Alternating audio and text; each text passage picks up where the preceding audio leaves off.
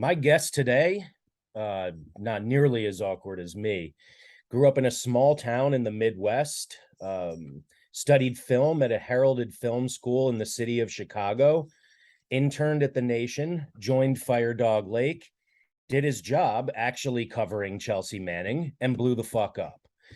Fire Dog Lake went under, and my guest Kevin Gosztola and Brian Sorenstein, also host of the incredible Beyond Prison podcast, launched their own thing. You may have heard of it, shadowproof.com.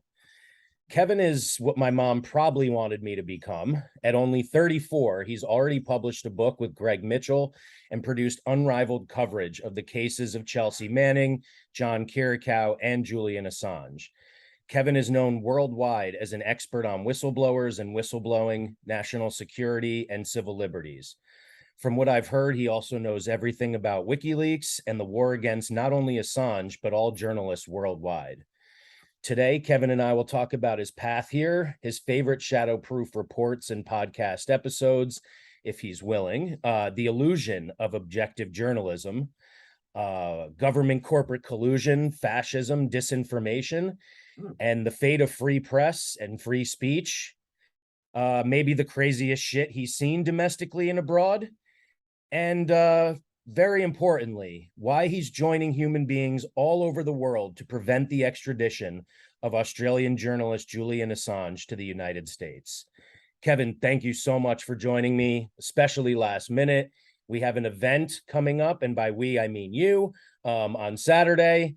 Thanks so much, man. Yeah, no, thanks for the wonderful introduction. It's great to be with you. Cool. So where do you want to start? Do you want to conclude with Assange? I feel like that's probably a good way to go. I'd love to. Sure. Good. So for any of my audience members who may not be familiar with Kevin's work, so tell me about that path here. How did you do it? What inspired you to end up where you are today? And if you have any insights, how'd you do it so quickly?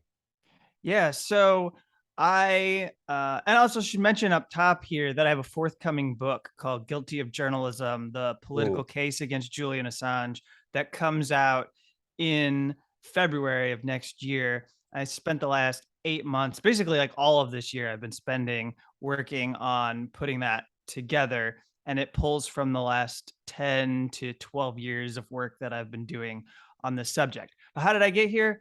I was around at the time that blogging was having a surge in popularity. I happened to be the right age. I really think that like I was I benefited from the time in which I found myself when I was entering college. I was sort of a bizarre person. Rather than going out and getting drunk and uh, smoking weed, and, to each their own. Like if that's what you want to do in college, it's fine. But like I would actually sit around and write articles about activist events that were taking place in the city of Chicago. There was the Iraq War that was at its height, and it even was such a big deal that it defined the midterm elections in 2006, even though none of those Democrats really cared that much about the war and didn't want to end it. That being said, it was an issue, which is rare for a war to be treated like an issue. I mean, we're in our own midterms right now, and nobody's really talking about a war. There's no real debate about war. And so I turned that into something in which I started to get notoriety. I was on this independent site called opednews.com with a lot of people who we could call citizen journalists. I mean that not as a way to demean them, but in the fact that like these are not professionals. They have jobs, they go to work, and then maybe they come home at the night and in the evening they write something and they publish it the next day. And there was this great atmosphere that we don't have anymore in the late 2000s, early 2010s, in which people were just sharing articles, and you didn't have the rise of these platforms like Twitter and Facebook and YouTube or Google, I guess through the different platforms that they own, didn't dominate it to such a degree that they could control the spread of content so immensely. And I benefited from the way people would share. We emailed articles around to each other. There were still email chain letters. And I used that in order to parlay it basically into a career, because I had all of these articles that were doing well. I was benefiting too from the fact that I was a contributor on this open platform on salon.com. And I've not really told this to people, but I was paired somehow with a contributor who was actually a professional who was really being paid at the time by Salon. So my free articles were getting boosted by being associated with Glenn Greenwald, who was a contributor on civil liberties issues at Salon in the late 2000s. And so people would be able to stumble on my work simply because they were fans and followers of Glenn Greenwald. And that obviously is a huge figure in the Assange and civil liberties space, having done a great amount of work on this topic. And so that I think that helped boost me, and it gave me some confidence to apply and go be an intern at the Nation. And then from there, I just, while I was an intern, I didn't act like an intern. It was really important for me to just pretend like I belonged there. I was supposed to be in the newsroom, and I could basically do whatever I wanted in order to cover the stories that were coming out about WikiLeaks. I wrote my own articles, even though interns don't usually write their own articles, but I posted them elsewhere, not at the Nation, but I had them around so that people could see them.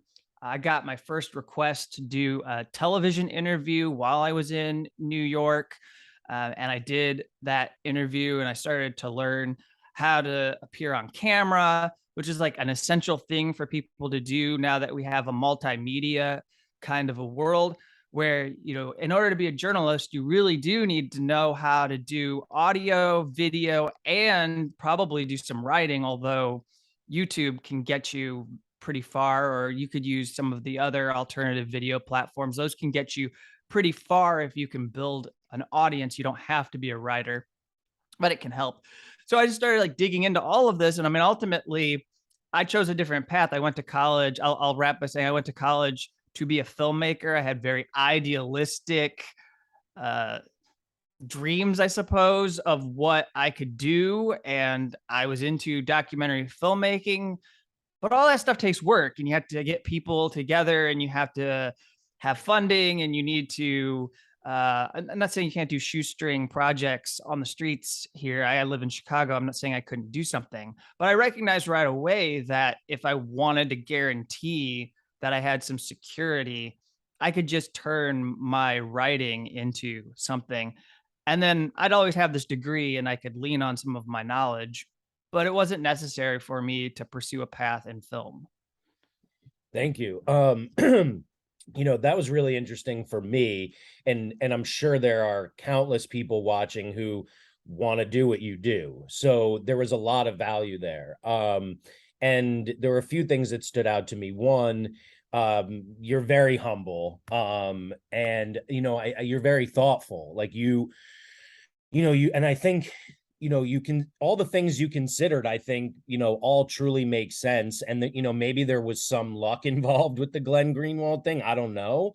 But I think it's also like particularly interesting that you said you don't really necessarily have to be a writer. Like when I thought about journalism, which I also, wanted to do, I also went to college. I studied sociology, and I wanted to be a journalist too.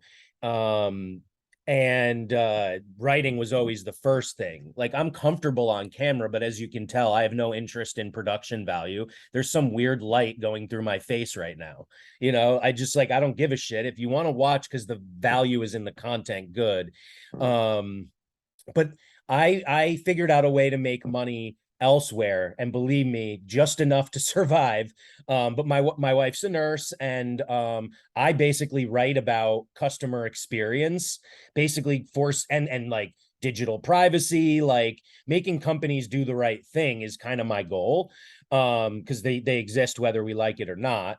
And I managed to keep that separate from the activism stuff that I do. But I actually had the very thought, in complete contrast to you, I'm not going to make it being a journalist. You said, I'm not going to make it doing film. I want to be a journalist. So let me just reiterate how impressive that is, because sure, you can make it.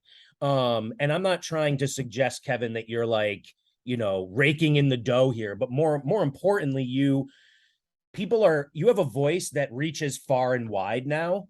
And as a journalist, it's not your voice. You're speaking for and on behalf of others, through your journalism. And that's also getting to later on why I mentioned the illusion of objectivity. And I'm curious about your thoughts even on that framework or that framing of it.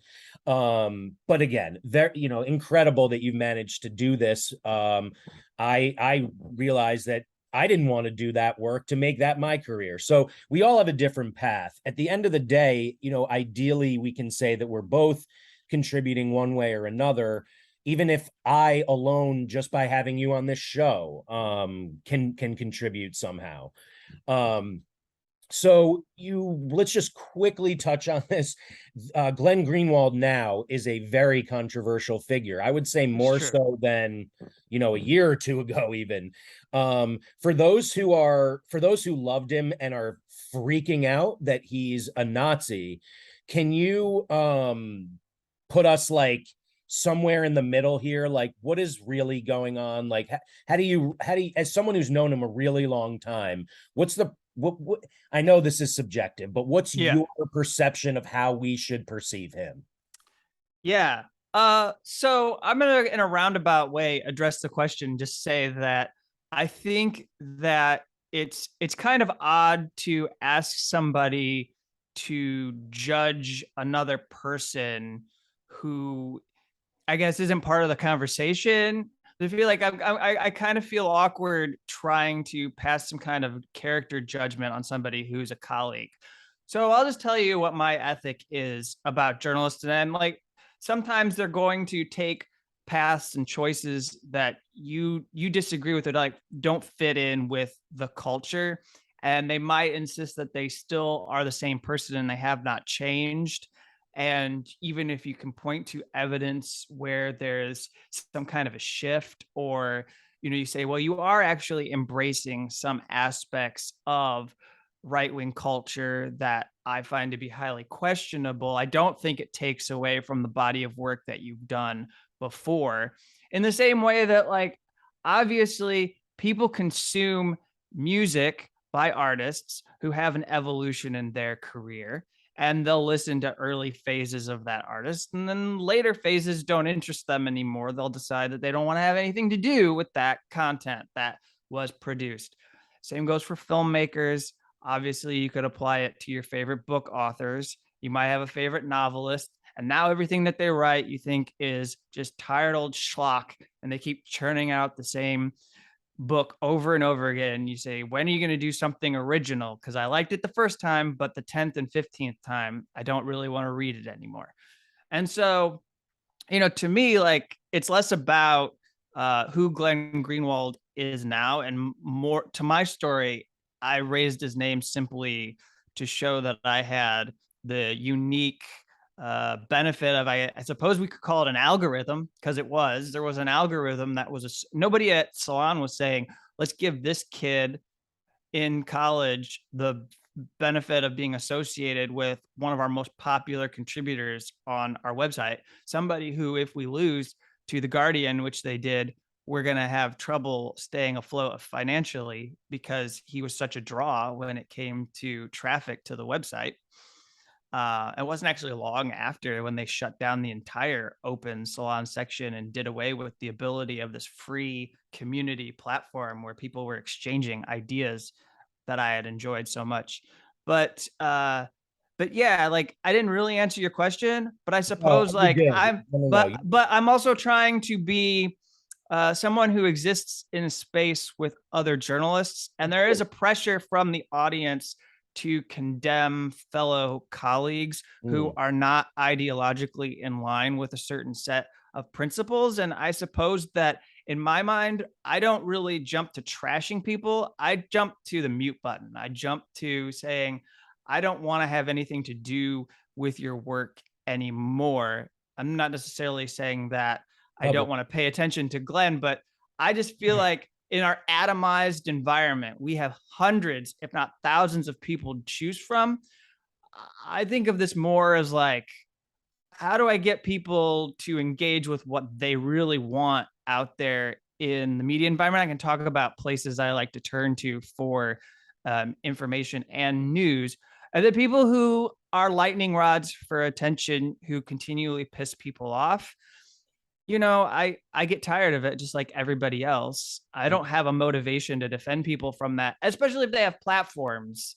Like somebody who has millions of followers, I don't feel motivated to help them defend themselves because they do have a platform to defend themselves. So Mhm. like people who have only a few thousand followers who get smeared unfairly, I'd rather jump to them and defend them as they are censored by whatever it is, big tech or some kind of lobbyist group that doesn't want them to be able to have a voice. Those are the people that I want to spend my time trying to explain to people why it's wrong for you to think the way that you do. Mhm. Julian Assange fits that. We'll get to his story, but Julian Assange fits that. Interesting. You may sit around here and you might listen to this interview today, and you may say, "I've heard shit about Julian Assange, and I think that guy is wacky and nuts, and I don't know why people are getting behind his case." Because none of Well, that matters. yeah. Well, I mean, but I can address that. Like that's what I've done in Uh-huh. my last 10 to 12 years. I've developed a way to be able to field that and bring Yeah. people back to the Cool. important issues. Cool. Yeah. And I'm excited to hear you do that far better than I've done it. And also, you did answer my question in an incredibly beautifully eloquent and right manner, correct manner. That question was asked because I feel the same way as you, actually. I just see a lot of time spent focused on what he is or isn't saying, on if he changed or if he didn't, on what that means. And that's coming from someone who spends virtually no time scrolling through any social media.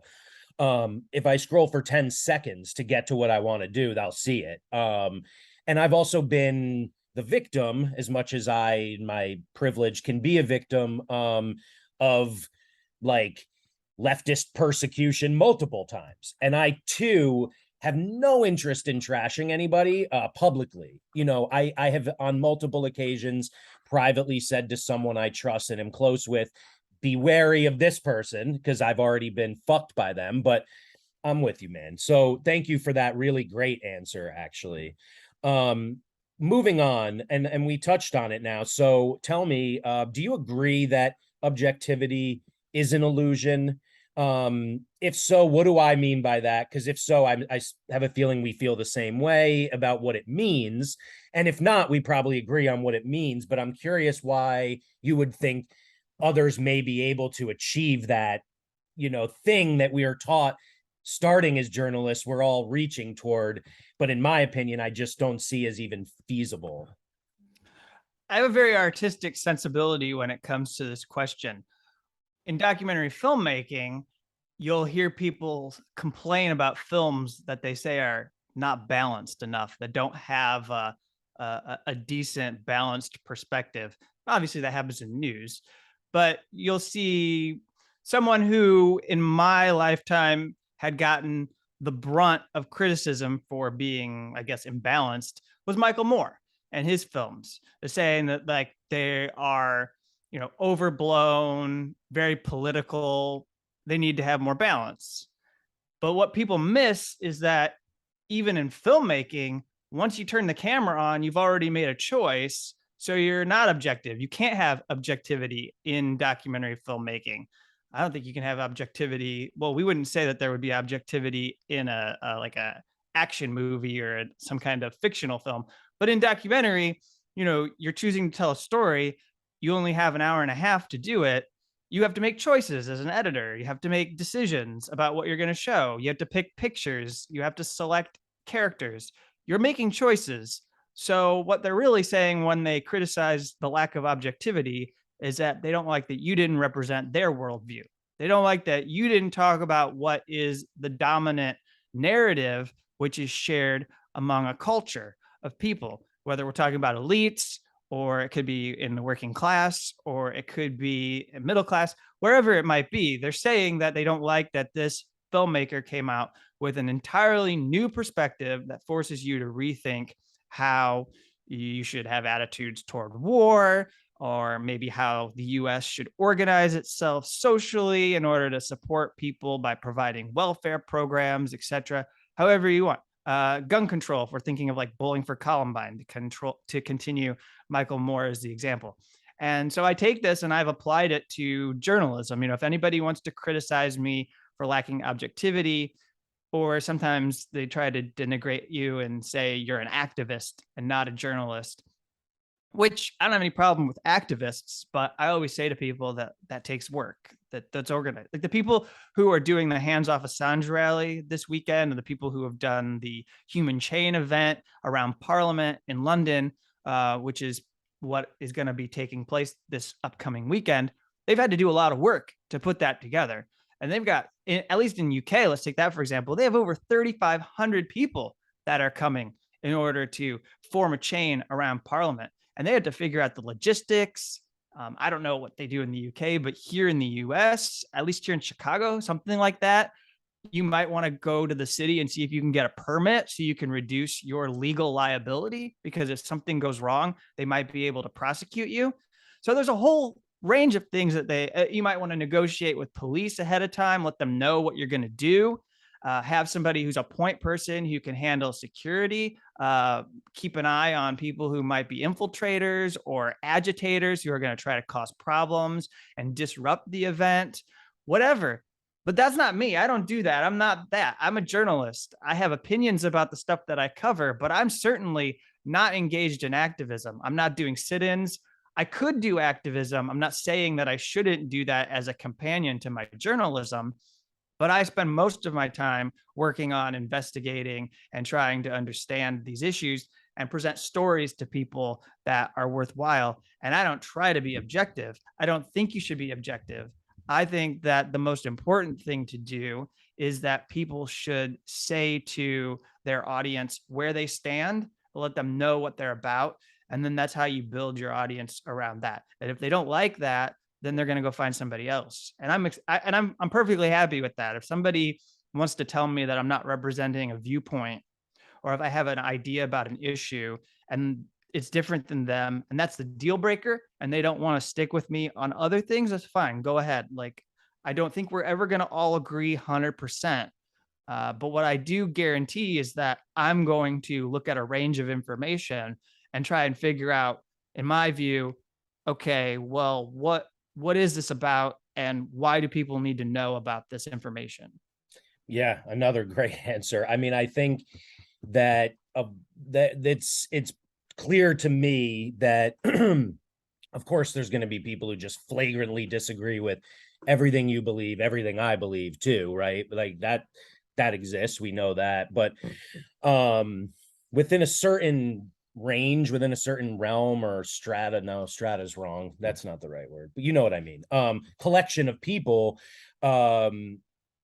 they know that you're coming at it trying to find the, see, to me, like, I don't believe in objectivity, period, outside of journalism. So it's a tough one. But like the idea to me that you expressed so beautifully is just that, like, there is truth to what you're saying, and facts and truth are not inextricably tied to objectivity. Like, you can be subjective in your analysis, but also say this happened. Like, even if you're a relativist, it's hard to deny that this happened, right? So yeah, I mean, I think that should allow people who understand who you are to not be totally overwhelmed by some idea you have that doesn't align. And I think you're right. If they are, then maybe they're in the wrong place. Yeah. Well, and what I'd say to you is you're absolutely right. Just very quickly, that Yeah. facts, which facts? We all have dozens of facts. So if you select 5 of those facts, but you ignore 5 other facts, then what are you doing? You're subjective. You're not being objective. And is But that okay? that's the problem with fact checking organizations. I think that's inherently the problem. And we were going to talk about disinformation. I don't want to step on you. You can set it up however you want, but this might be a good segue because of the fact that fact-checking organizations in my profession, as they've presented themselves, make this claim to have some kind of that they are the people who occupy the space of truth. And if you don't agree with them, then you're somehow denying what is reality. But it's not really like that. It's a little more complex. What we disagree with is your presentation of the facts, because you've taken some facts and you've made them more important than other facts. And if I say to you, here's this one, I'm being very vague intentionally because I don't think it matters what specific example you use. If you go to them and you say, I have this fact, and they don't like that, then they'll write a whole article telling you why that fact isn't important compared to this other fact. Yeah, and I'll get specific just because this is my show and everyone wants to hear me talk about this shit. If we talk about well, we're not the ones who talk about it. When they talk about raging crime, they say the answer is more police. But we have a ton of police. We spend all of our money on police, and there's raging crime. So either it works and that's the solution, or you're acknowledging it doesn't work. And why are you saying we need more of it? So again, it's just how you present your facts. Like, I can use the crime rate to say that cops are useless as an abolitionist, or I can tell the truth and say there's no crime rate, or there's no crime increase, right? So like, whatever. I think that's just an example that's connected to the work that I do most regularly, and it can be that process is done all over the place. But yeah, let's get into it. Disinformation. I don't even know where to begin, but I guess you're gonna have you're gonna have an entirely different take, but I want to just draw your attention to one area where I talk about it a lot, and I'm curious about your thoughts. I grew up beating up Nazis. I was taught by Skinheads Against Racial Prejudice, that gang, and like, my mom was a pacifist, like environmental activist and like anti-war activist, and she finally converted me, and over time, realizing nothing was changing with all the bloody knuckles and bloody faces, it was like, all right, this is not the answer. And Antifa, whether they're real or not, we know what we mean when we say it. The belief is really strong and clear. The only good Nazi is a dead Nazi. I've also been a justice, anti-prison activist for decades, and over time that I realized the only solution is abolition. And so for many years I've been an abolitionist, both in my attempts at highlighting certain stories on my show, the music I make, the stories of others directly impacted individuals that I try to amplify, the statistics I collect. At the end of the day, I realize, or it is my belief, that anyone can be transformed, that even someone who considers themselves a Nazi, who I would have beaten up 15, 20, 25 years ago, is the reason they're who they are is most likely generations of disinformation. And they've been taught that Black people and immigrants are being controlled by me and my family, the Jews, to take all their jobs. They're not taught that corporations and the rich politicians are colluding and are their enemy. And so I want to have those conversations. I believe that we could unite, and a general strike would bring them to their knees. And that is all because of intentional disinformation. So thoughts on that, and then disinformation as it more directly relates to the work you do? Yeah, so I think that's a very sensible approach. And I think that's a very humane approach, to believe that those people live in the same space as us, they're on the same planet as us. We have to find some way to coexist. And you can only do that through conversation. I do have to say that I'm not doing this from a place of free speech absolutism. I'm doing this from a understanding that there is a culture within left media that if I were to open a public conversation with someone who you just described, we'll just say very stereotypically, they're a skinhead, and I want to have something productive that is like an exchange with that person, it's immediately presumed that I endorse everything that that skinhead has ever done in their life, the ideas that they ascribe themselves to supporting, and people will think, oh my God, what just happened to Kevin? He's turned into a Nazi supporter.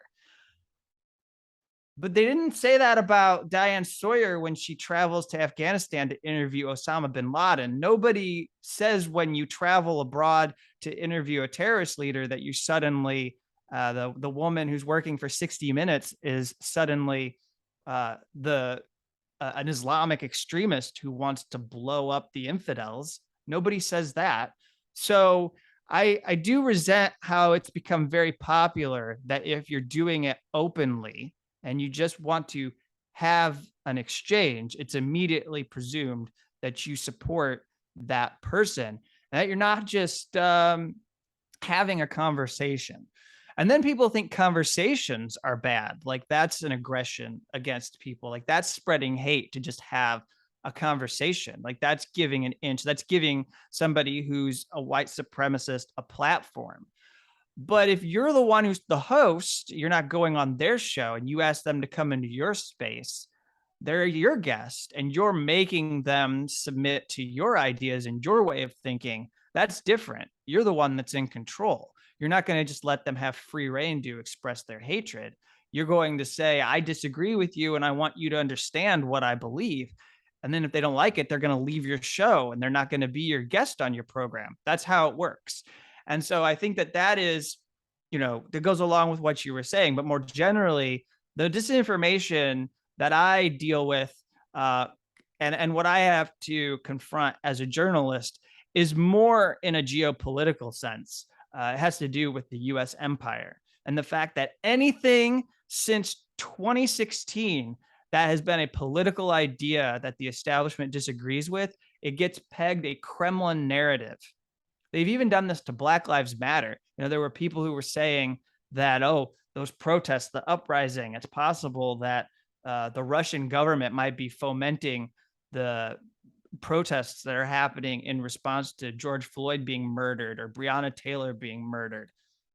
There's no evidence for that. And yet they get these wild ideas and they investigate like Facebook groups that have 100 people in them who have not ever done anything to have any impact on our exchange of ideas. The FBI recently raided the African People's Socialist Party because they had done a conference that was hosted by this person, Alexander Ionov in Russia, who hosted a conference in which people from around the world came and they were in Russia. This was like 3 or 4 years ago, I think, and they were there and they talked about global issues that were against US hegemony and their dominance over the world. And they came back home and he continues his work. He's an 80-year-old civil rights activist. He gets raided because they want to investigate his connections to this man in Russia who they've sanctioned, who he's hosted on, who he's participated in like video conferencing, like what we're doing with using the Zoom platform. And so it's absurd because they act like he's a Pan-Africanist. He believes that, all the African people of the world should unite against their oppressors. And they act like that's something that gets implanted from Russia. Like Russia's got some role to play in making that a thing that they're focused on doing in their communities. He's fighting for reparations. That's from Russia. Well, no, it's not. It's actually from the community, and they're organizing with people in the community who are part of actually a white solidarity group. They have an all-white solidarity group that has agreed to pay reparations into a fund to help communities in St. Louis that have suffered from disinvestment because of the history, the legacy of genocide and slavery in the United States. Oh, but that's from Russia. What they're doing, we would only know about their ideas because Russia is like boosting them. Is I'm overgeneralizing, but that's essentially what we hear in our press, is that those fringe people, and they actually can be far right, which I don't like, because then what happens is these ideas that get associated with right-wing ideology might be ideas that are useful to humanity.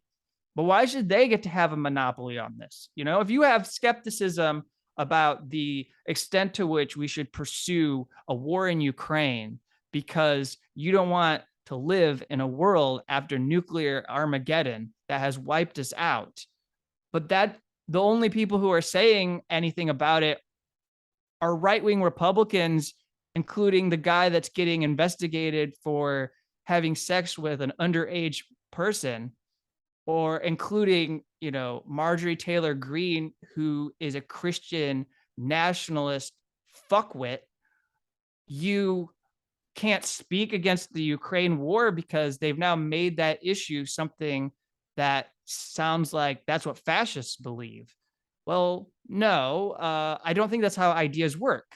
And I think that's what I was getting at when, these things like what we do in our culture. The last point I'll make is, I think this is really important for disinformation. Is like people talk about narratives, they talk about ideas, and like certain thoughts and different issues, they get associated with people. Like, it even happens with me, right? Like, I'm the Assange person. Well, yeah, I do a lot of work on it, but I'm not the only person who's covering the case, but I am somebody who's covering the case. But it's just like, that those people are speaking on those issues, and then they marginalize that idea. They marginalized opposition to war by saying that's a fringe far right view. And then now there's no space for an anti-war left that has been historically important in this country. And we need that. We need those people to be the voice that pushes back, in the same way that they're the voices that have pushed back against Iraq. They pushed back against Vietnam. You have to have those. But if you marginalize it as like this far right fringe idea, then absolutely nobody's going to want to have anything to do with challenging the way that our US government is approaching the issue. And I'll just close by saying, you got to think about human needs. I mean, and this is a big part of disinformation right now. So I really feel like getting into the issue is like all this funding that like Ukraine is able to just dial up for dollars, and communities that need it don't get anything. What about the people? It's like, all the government funds anymore is Ukraine and the police. Exactly. And for the most part, I stay out of the international stuff. It's your space, and not just yours, as you would say. But the connection is so obvious because of what, you said. The money that is going to war and police, the military and prison industrial complexes, are exactly why we're in this position, why there's such poverty, why there's such inequity, why that tied with the capitalist slavery machine that is so tied into the prison industrial complex, mass incarceration. There's just, the money is not spent where it could be spent. Oh, I was waiting for that dog. It only happens at least once. Anyway, and the most amazing part to me is just thinking back about my mom, that she died early. I think by now she would have been as radical as I would like her to be. I was grooming her. Dog. I was grooming her, but she taught me so much way before I could teach her anything. I went to protest with her first, not the other way around.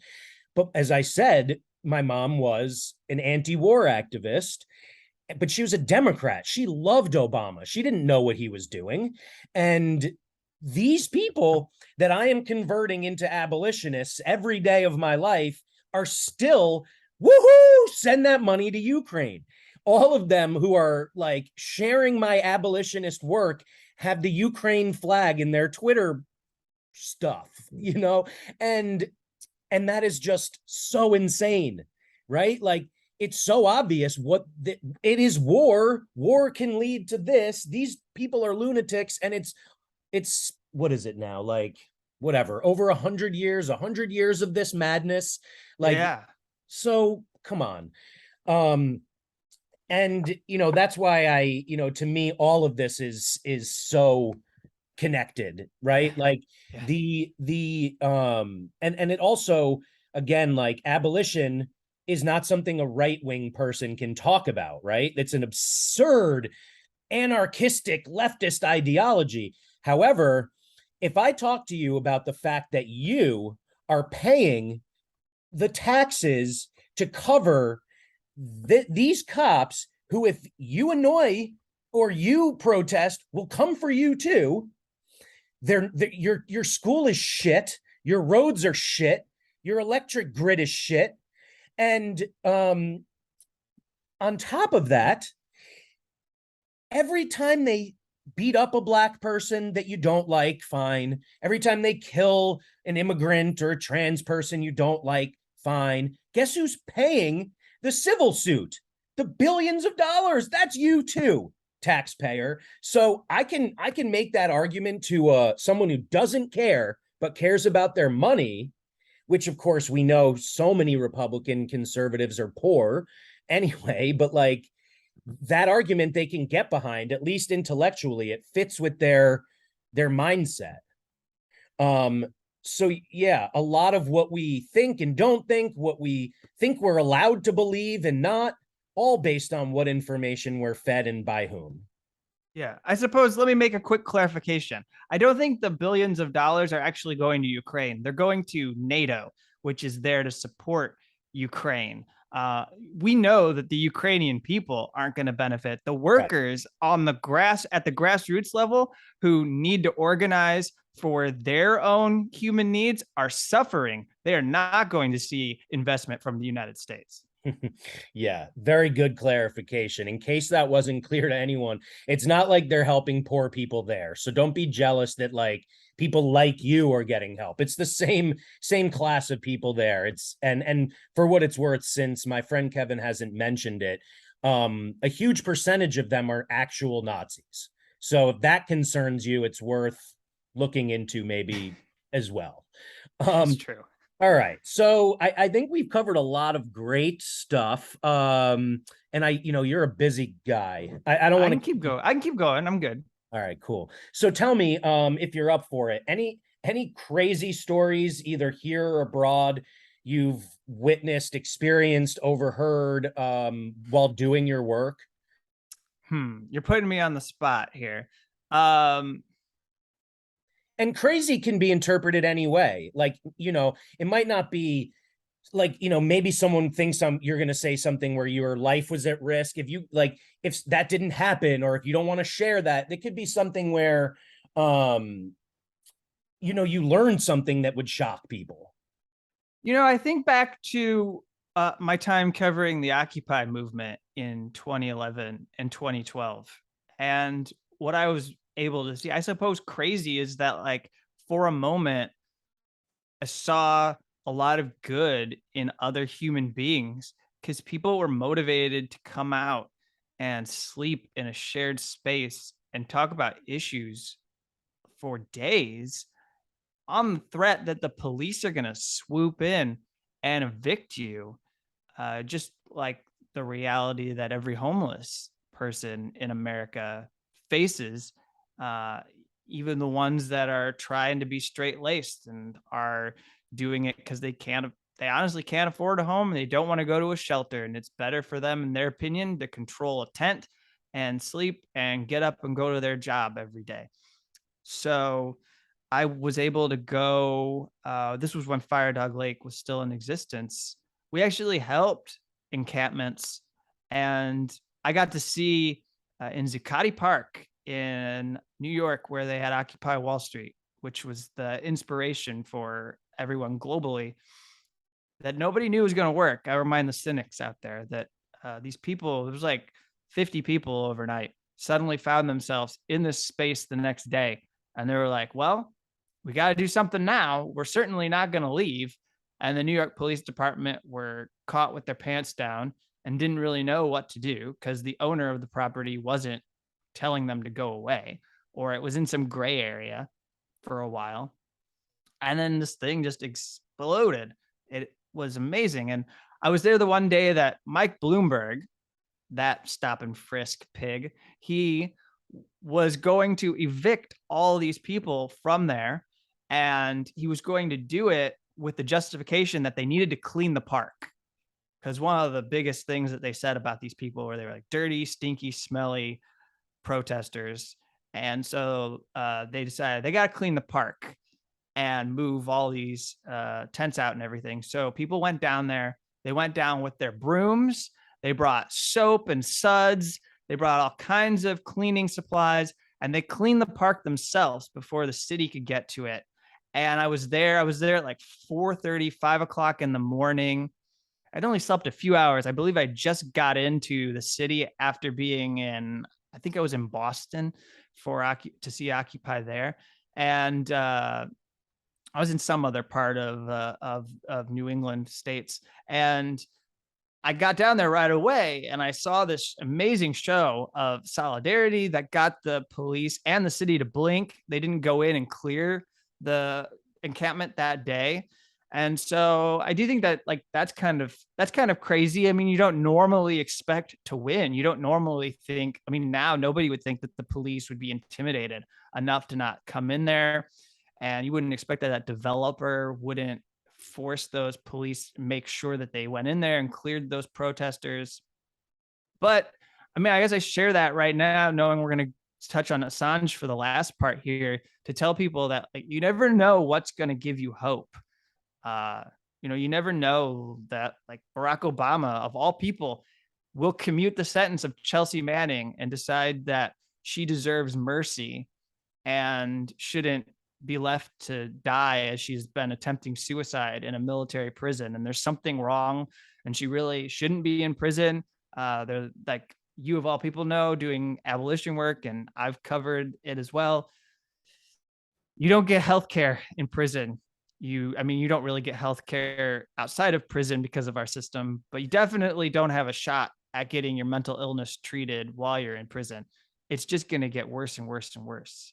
And so, yeah, that's my crazy example. I think like the different things I was able to see at these encampments that showed me that people, like there was a lot that people, and then that's why mayors got together and they had their phone conversation. We know that they conspired with each other, and they were talking about how they're going to send in their local police, I think around the same time, in order to clear everyone out because they couldn't handle it anymore. These were like they had developed into public squares where everyone was talking about the issues of the town that people wanted to take care of, from Buffalo all the way to Los Angeles. And they couldn't have that because it was something that could be useful to get people engaged. And they don't want that. The people who run cities do not want you engaged and trying to challenge their policies. Yeah, exactly right. An incredible legacy left by Occupy. And on their 10th anniversary, I interviewed for this show a few of the original organizers in New York. Yeah, I mean, I'd like to end on a positive note. I want to ask you, like, why did you see that then? And it feels like that's just not possible now. Like, why does it feel like fascism has not even crept, but ran down that road? And why does it feel like the police are even more violent and less likely to leave us there or allow us to congregate? I mean, I just look at examples like the gym in New York, which is, where I'm from. Every time they try to do mutual aid, the cops beat the shit out of them, and that it's not happens all over the country. But moving along, there was a really positive note, and I do want to I do want to reiterate that like, don't be cynical. And I'll go back to what I do. People think that abolitionists believe that it is going to happen overnight, so it's absurd. They believe that abolitionists believe that is feasible, and they believe that it's a thing. They believe. Quiet. Damn it! I'm gonna have to cut that. All right. They believe that it is, or maybe I won't. People love the dogs. Please be quiet. I'm so close to being done. They believe that that shit.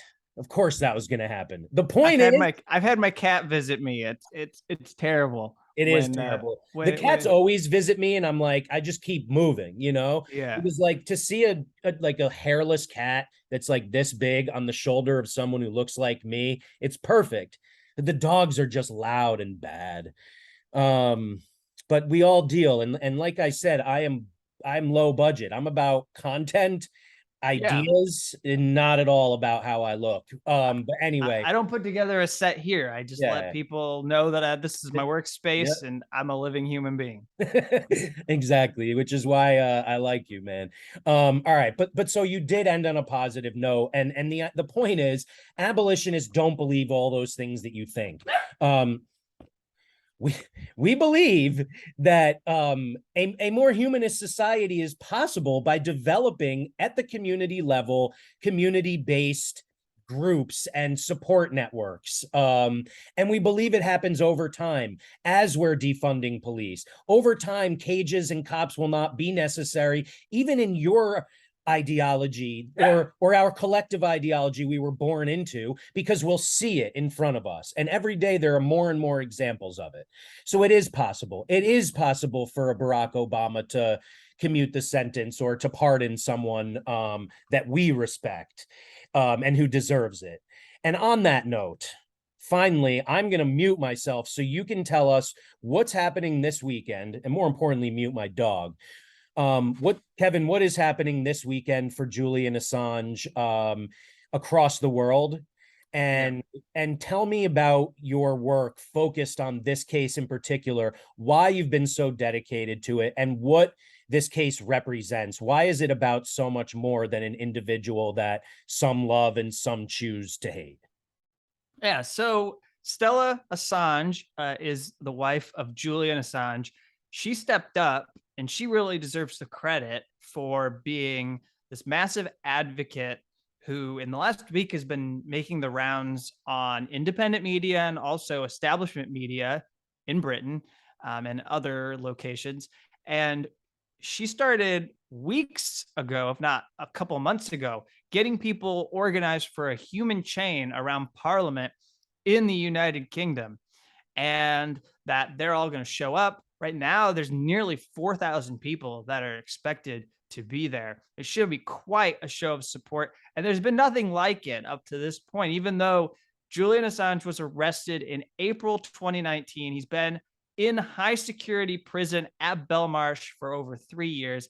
Despite that, we have not seen the kind of solidarity and calls to free him that I believe we're going to see this weekend. And in Australia, they're going to do an event in Melbourne. And then I live in Chicago. I'm traveling to DC in order to make sure that I can be a part of this event that is going to take place. It's called the Hands Off Assange Rally. I think there might be some kind of a human chain, but if that doesn't happen, that's okay, because there's going to be a large group in an area with some speakers, and they're going to know that we were there. And I'll be, I'm on the program. I'm not really a name, but I'm one of the dozens of other speakers that are going to be there. So I'll get my 2 minutes and I'll get to say what I would like to say. But if this is kind of like a rehearsal for that event, my message would be to people that I used to do this regularly when Chelsea Manning was on trial. And I, during the court martial, the last like 2 or 3 years, I regularly made trips to DC and lived there for some time. And I'd go back to Chicago, and that's kind of inconvenient. But what I was doing was easier.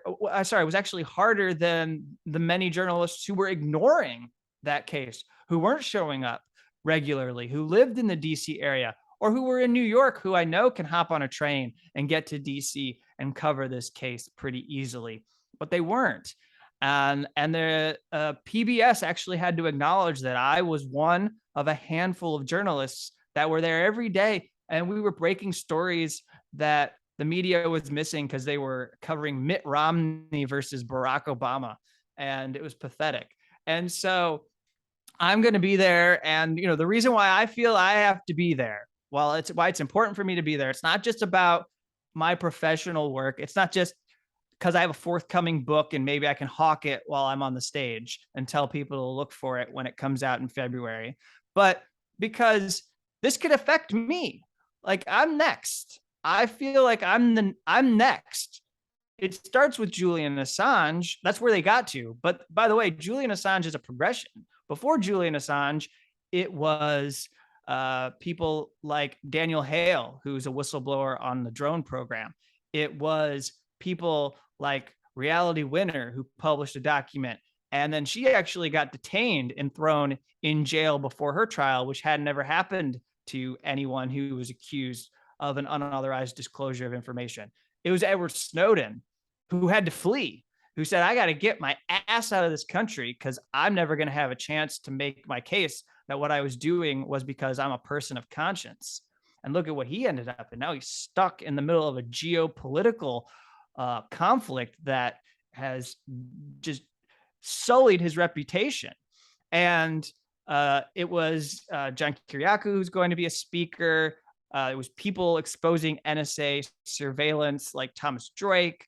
You can go down the list of people. Some of your audience might know these names if they followed the Assange case, because many of these people are actually supporters of Julian Assange. They recognize in what they experienced that now they're doing that to Julian Assange.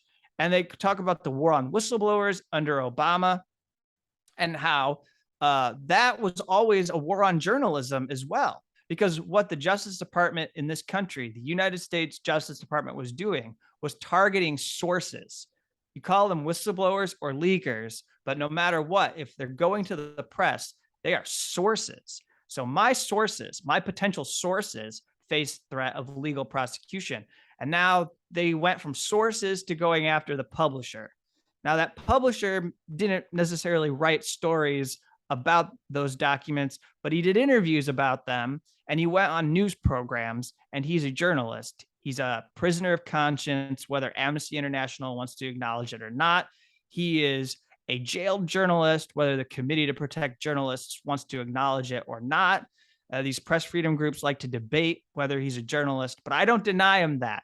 He is a journalist because that is a label they want us to not affix to him in order to make it easier for prosecutors to come after his head and put him on trial in the United States and put him behind bars for a potentially lengthy amount of time. I mean, he's a little more than 50 years old.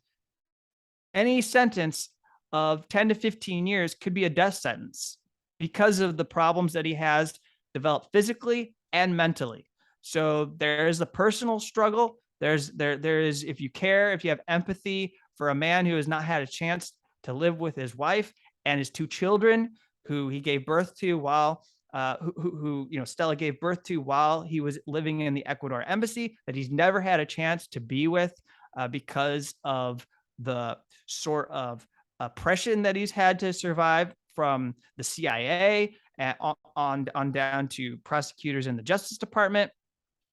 There's that side, but then I'll end on this, just the macro thing of thinking about, if you care about freedom of expression, if you want to believe that everyone should be able to engage in journalism and people can collaborate with any sources who want to expose wrongdoing and malfeasance. And if we think, I think most people who watch your show probably are of the view, which I mostly share, that a lot of the institutions like the New York Times, Washington Post are so craven and beholden to the powerful that even when they pay lip service to this issue and say, we don't support the prosecution of Assange, they still can't get out of their way and show any shred of solidarity. I mean, they're not sending anybody to this hands off Assange rally. You're not going to hear from the New York Times editor in chief or the Washington Post editor in chief who is in Washington, D.C. You're not going to hear from Politico or anybody else who does this, who publishes stories who could be at risk. But you are going to hear from independent journalists. You're going to hear from people who are advocates as well, because we know that if we publish documents from somebody like Julian Assange or like Chelsea Manning, that we could be next. That the way that the prosecution has unfolded against Julian Assange, it's setting the stage to notch a victory against a very unpopular publisher. And it's not his fault. The US government made him an unpopular person, but it's to notch a victory and then use that in order to maintain control and preserve and protect state secrets from being released. And those state secrets are not just secrets because they are deemed classified. They're secrets because those institutions don't want us to know what they're doing in the shadows.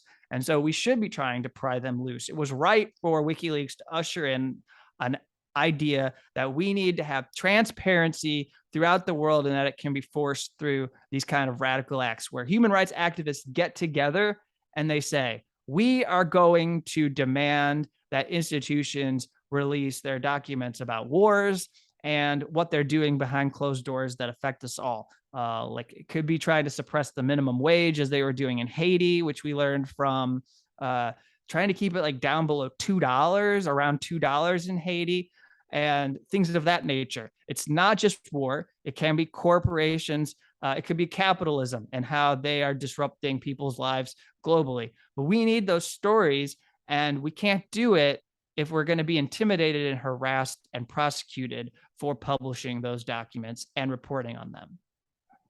Well said. Yeah, I'm very hopeful for this weekend, both for Julian and for all of the larger issues you touched on. Steve Donziger is coming on the show soon, and this is another perfect example of corporate government collusion coupled with mainstream media completely ignoring or misdirecting what they're saying. So the New York Times is a perfect example. They've done nothing on Steve and his persecution and oppression. Reality Winner, you mentioned, I'm hoping Reality comes on the show next year. We're penciled in because I want to talk about these things more. It just so happens Steve's also an abolitionist. I'm not sure about Reality yet, but she's an abolitionist. What a surprise. I don't know if you follow her Twitter account, but you have to. We talk on Twitter, yeah. Yeah, because it's amazing. I love it because I'll say this to you, but I probably wouldn't say this directly to her in any exchange. But I love the dynamic of people who are liberal Democrats who see her as a cause to support, who are being forced to reckon with their own carceral ideas because somebody who they want to support has become an abolitionist because of her experience and everything she's exposed to and seen. So you have to talk to her because she is an outright open abolitionist. All right. So I haven't been following closely enough, and I'm embarrassed. That's very disrespectful of me. I will pay more attention. But I was a huge fan. I've been a huge fan for a while of everything that she's been doing and saying. So, but again, like, that's the connection here. When we talk about political prisoners, I grew up fighting for Mumia and Leonard Peltier. Sadly, we're still fighting for them. Yeah, of course. Right. And so it doesn't really matter what makes you an enemy to the state. They've been doing this from day one, and they're going to continue to do it. And it doesn't matter what secrets of the state you're sharing. It doesn't matter if, you're part of the Black Panther Party and you're exposing the way your communities are forced to live, or if you're a journalist and exposing the insane, underground, like, dark site spy terror shit that we think is only in movies. Like, we Yeah. do deserve to know. And it's quite shocking how many people, first of all, I interviewed Misty Winston, who is another Assange supporter and organizer, very recently, for the very purpose of helping expand awareness of this event this weekend. And I found it I found it really interesting that the engagement among my audience was the lowest I've had since I started my program. And I got more pushback on a topic or a guest or whatever than I've ever had before. I think that's there may be a couple people it was about Misty, but I'm pretty sure 99% of that was about what Assange means to them or something, or what it means to them to expose state secrets. So you and I are on the same page here. We firmly agree that we need to know this shit. Same reason why we as abolitionists demand police accountability, police transparency, which I should have said it the other way. Transparency leads to accountability. And as long as we have cops, we need that. As long as the government's doing foul shit on an international level, we need that information too. And there are so many people who disagree, probably with both, but let's focus on the issue at hand. They're telling me, no, he put us all at risk. I don't care what we've been doing. I don't care what they're doing to him. What he shared, we shouldn't know. Nobody should know. I don't really know how you contend with that. But you're such a positive guy. Let's close up by you telling me how we do that. You have to give them it straight. You have to just tell them that they have been sold falsehoods about Julian Assange. They shouldn't be upset or ashamed that they believe lies. Like, we don't have to make them feel like they're inferior, but you do have to confront them with the fact that what you've heard about Julian Assange, 95% of it in the media is a false representation of this individual. And I mean that. And it's been that way since the New York Times, and the executive editor's name was Bill Keller, since he was able to write about what it was like to have Julian Assange working on documents that the New York Times published, which they didn't like him. They hated him. And he wrote this thing about Julian Assange having smelly socks. And they described Julian Assange like he was a bag lady. It was very offensive. And then people got this crude idea about how Julian Assange carries himself. But I don't know. Maybe he's unkempt. But what does that matter? What does that have to do with anything? Like, half the world has probably got stacks of shit in their house that they don't take care of. And you're going to like come up with some kind of character evaluation of Julian Assange based upon the New York Times saying, he had stinky socks. Well, he was working day after day on a set of documents.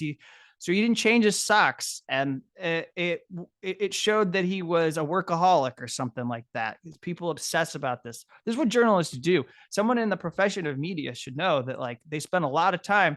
They might forget to take care of their bodies, and people might go, "Oh, you should go get a haircut or something." Well, I'm sorry, I've been working on reporting on this story. I haven't been able to go see my barber, and so, anyways, it starts with that. But I think the biggest thing is around 2016 and the publication of these emails about Hillary Clinton's campaign and about Democrats, that then it was automatically presumed because, that snaky, sniveling Donald J. Trump is sending direct messages to WikiLeaks. You've got that gadfly loon Roger Stone claiming that he knows what WikiLeaks is going to publish next, even though that's a lie. And WikiLeaks has to send a message directly to him and saying, stop, shut up. People think that you work for us and you don't. You don't speak for WikiLeaks. So shut the fuck up.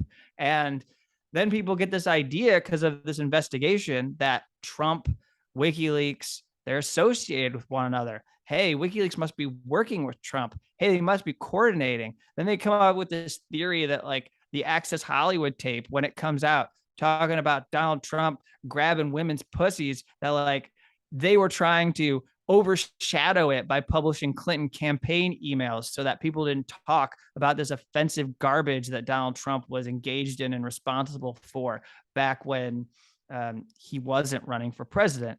And then people get this idea that he must be right wing, that like Julian Assange changed, that Julian Assange is no longer the person that would publish and expose the crimes of the U.S. government or would support Occupy Wall Street, because he did. He was a big supporter of Occupy and had talks with activists that he wouldn't support a range of left issues, causes that are important to the left. And then that's how you reshape. That's how the state, that's how the empire gets to politically assassinate somebody's character and turn them into a pariah so that they aren't able to do what they do effectively. So not only do now you have the fact that he's in jail and he can't do his work and he is deteriorating mentally and physically, but in the court of public opinion, they've taken away his ability to have a fair hearing when Stella wants to represent Julian Assange's views, or his lawyer wants to represent his views and what he did and tell the story of Assange. That does not get treated in fairness because you've already poisoned the well so that nobody thinks that what you're saying is the appropriate or accurate representation. We talked about disinformation. There has been a load of disinformation, so they do that. And just as much as the cops have their propaganda, the US empire has their propaganda about Julian Assange. And that's what we're up against. That's what these activists are doing. To bring it back to the solidarity event, more than anything, what we're seeing with this organized event is that it's catapulted Stella Assange into the media and given her an opportunity to deal with a lot of these lies. And I'll close by this. It gave us the satisfaction of seeing Piers Morgan book John Bolton on his talk show. And Stella Assange was able to say directly to John Bolton's face that you are the political enemy of Julian Assange, and you should be brought before the Hague, which is the International Criminal Court, and you should be put on trial for the crimes you committed against the people of Iraq, because you have blood on your hands. And John Bolton wants to talk about WikiLeaks having blood on their hands. No, maybe one or two people had hardship and it was just incidental to the publication of WikiLeaks materials. And it's a sad fact of what happened with the transparency and where they were living in those dictatorial countries, those countries run by dictatorships. But John Bolton cannot talk about anyone having blood on his hands. He has the blood on his hands, and he is constantly writing op-eds calling for bombs to be dropped on his favorite American enemy countries. And so, we got that satisfaction. We get that clip will live on forever of Stella Assange saying to a former Bush administration official who has not been held accountable and never will be, this is as close as we can get to what we would like to see.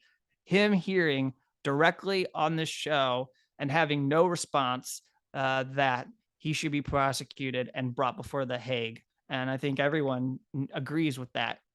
There is probably, like most of the world, if you polled them, would say Bush administration officials, some of them dead now, they should be prosecuted. But Julian Assange, he should be set free. Yeah. Thank you so much, man. I don't think there's anything left to be said. I really appreciate all the time, all your hard work. I wish you the best. Stay safe in DC. And moving forward, there is no doubt in my mind that we're all, as a collective, potential next victims of this unless we put an end to it. And I've received death threats before. I'm sure you have. The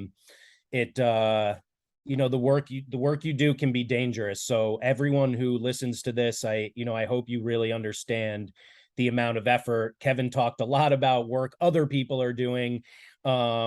He's doing a lot of work himself. This is not an easy or like carefree, risk-free job.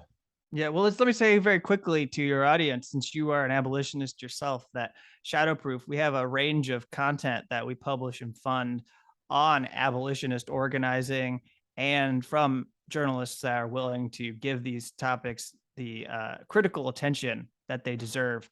We have this thing called the Marvel Cook Fellowship, and so we've done fundraisers before. You're probably familiar with Mariam Kaba and her fantastic and amazing work that she's capable of doing. She's been somebody who's been willing to help give us a boost publicly to get people to support Shadowproof's work on prison and policing. And so that is a component of the work I do. It's not my focus, but it is a companion to the work that I do on Assange, because I don't just cover national security and civil liberties issues without thinking that there's something we can do about the problem. Yes, absolutely. I've long been a fan of Kevin and Brian, and of Shadowproof. The closest I ever came to landing myself there, well, I did. It was in a weird way. I never would have expected. They also highlight protest music and have been doing that for like a decade. And one or two of my past songs have ended up on the site as well. Thank you guys for that.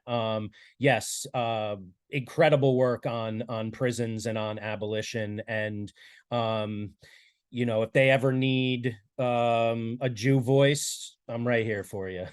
All right. We'll keep you in mind. So thank you. It's been good talking with you. You too, brother.